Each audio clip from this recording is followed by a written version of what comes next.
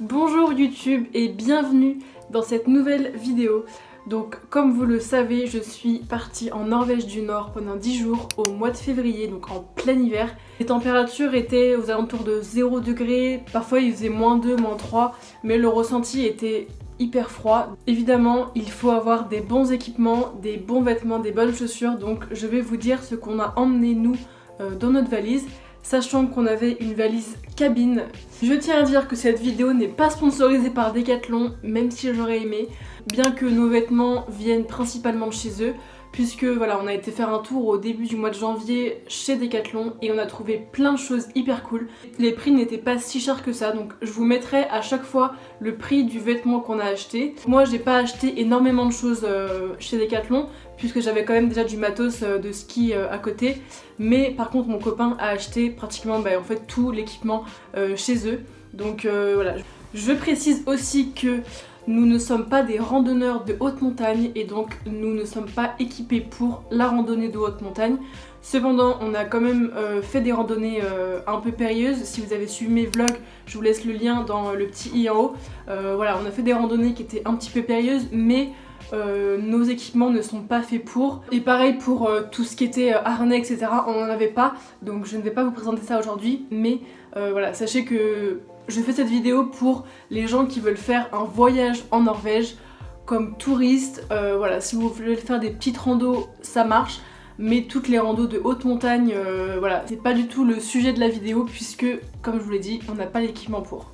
Donc on est parti 10 jours donc en Norvège du Nord, donc les températures étaient assez froides. Il faut savoir qu'on a eu 0 jour de soleil pendant 10 jours, donc c'était un bonheur. Voilà, il a fait assez froid et pas mal de vent, etc. Des fois des tempêtes de neige, donc c'est sûr qu'avant de partir, on s'est posé la question de savoir quels vêtements on allait emporter et surtout quelles chaussures. Puisque voilà, on part tous les ans au ski, mais on n'a pas forcément l'équipement pour les randonnées. Puisque souvent les vêtements de ski c'est des gros manteaux ou des gros pantalons qui font un peu parachute, on va pas se mentir. Donc moi je voulais pas forcément ça parce que je trouve ça pas beau déjà et en plus c'est pas pratique parce que quand on veut marcher avec, pas hyper bien. Du coup voilà, comme je vous disais, on a été chez Decathlon. Déjà le premier conseil que je peux vous donner c'est pour optimiser au maximum la place dans votre valise cabine, à part si vous avez une valise en soute qui est encore mieux, mais voilà, nous on avait qu'une valise cabine. Prenez le maximum de vêtements sur vous, voilà, donc n'abusez pas non plus parce que sinon ça fait un peu bizarre, mais prenez voilà, votre manteau, vous le mettez sur vous. Et nous on est parti avec nos chaussures de randonnée sur nous, ça laisse de la place dans la valise pour d'autres vêtements.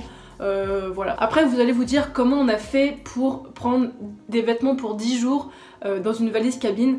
Tout simplement on a pris les choses les plus chaudes qu'on avait dans notre dressing ou qu'on a acheté, et ensuite puisqu'on était en Airbnb, on a tout simplement fait des lessives dans les Airbnb. Voilà, et pour la petite anecdote, on a eu une petite péripétie dans le Airbnb puisqu'en fait à peu près au milieu du séjour on a voulu faire une machine, donc il y avait une machine et un séchoir. Donc on s'est dit bon bah super, comme ça au moins le lendemain ils seront secs nos vêtements. Donc on a mis tous nos vêtements dans la machine, hop on a fait la machine, après dans le séchoir, sauf qu'ils n'ont jamais séché. En fait tout était marqué en norvégien sur le séchoir, on n'a rien compris et du coup on a fait n'importe quoi, donc nos vêtements étaient trempés, sauf que nous on partait le lendemain puisqu'on changeait de Airbnb tous les jours, donc fallait que nos vêtements soient secs. Et comme je vous l'expliquais dans mes vlogs de Norvège, en Norvège en fait ils ont un chauffage au sol mais on peut le modifier nous-mêmes, c'est à dire qu'il y a un petit cadran où on peut modifier le chauffage. Du coup nous ce qu'on a fait c'est qu'on a mis toutes nos fringues par terre dans la salle de bain, donc super, on les lavait, au final ça servait à rien. Donc bah ils ont séché dans la voiture pendant le séjour mais c'était vraiment pas terrible. Donc renseignez-vous avant de savoir si vous savez comment fonctionne un séchoir parce que nous clairement c'était un peu laborieux. N'oubliez pas aussi d'imperméabiliser vos vêtements et chaussures ou sac à dos aussi avant de partir. Donc nous on avait pris l'aérosol de chez Decathlon, donc qui est réimperméabilisant, voilà, donc qui coûtait 5 €, c'était pas très cher. Au niveau des chaussures, donc pour les hommes on avait celles-là, donc de chez Decathlon, donc c'est la marque Quechua, elles sont waterproof et elles coûtaient 70 €. Donc elles ont été créées au pied du Mont Blanc, donc voilà, ça a quand même un petit peu un lien avec la randonnée. Elles ont été conçues pour randonner régulièrement, donc entre 4 à 6 heures. 10 à 20 km, donc c'est à peu près ce qu'on faisait. Et elles ont aussi été conçues pour le dénivelé entre 700 et 1200 mètres. C'est une semelle en caoutchouc donc qui est très adhérente avec des crampons agrippants de 5 mm. Donc elles sont imperméables, ce qui est hyper important en Norvège, même partout dans toutes les randos que vous allez faire, parce que si jamais vous croisez un ruisseau, une rivière ou quoi que ce soit, il faut quand même que vous puissiez être un peu au sec. Elles sont légères, donc ça c'est bien pour ne pas avoir trop mal aux jambes à la fin de la rando. Elles s'adaptent à votre morphologie, donc ça c'est quand même bien aussi. Elles ont une protection contre les chocs, et donc elles sont garanties 2 ans si vous constatez un défaut. Et donc moi je me suis acheté ces chaussures là, donc qui coûtaient 55 €, donc chez Decathlon, donc c'est la marque Quechua. Elles sont aussi waterproof, ce qui est vraiment primordial comme je vous l'ai dit juste avant. Elle a une adhérence donc avec ses grippes sur la semelle. Elles maintiennent la chaleur, ce qui est important. Elle peut maintenir la chaleur à moins 4 degrés en statique et à moins 16 degrés en dynamique. Donc là c'est vraiment pour les randonnées où il fait vraiment très froid. Elles sont imperméables, voilà, ce qui est hyper important, et respirantes. Et elles permettent une accroche donc avec des crampons de 5 mm également. Donc elles sont très bien, je trouvais, moi j'ai pas eu froid. Après évidemment je vous conseille de prendre beaucoup de paires de chaussettes et des chaussettes de ski qui sont assez épaisses, puisque sinon vous allez avoir froid. Et si elles sont mouillées c'est l'enfer clairement, donc prenez plusieurs paires de chaussettes. Ensuite au niveau du manteau, donc Bastien s'est acheté lui une veste chez Decathlon, donc Quechua, à 40 €. Donc elle garde la chaleur donc jusqu'à moins 10 degrés, donc ça c'est hyper important.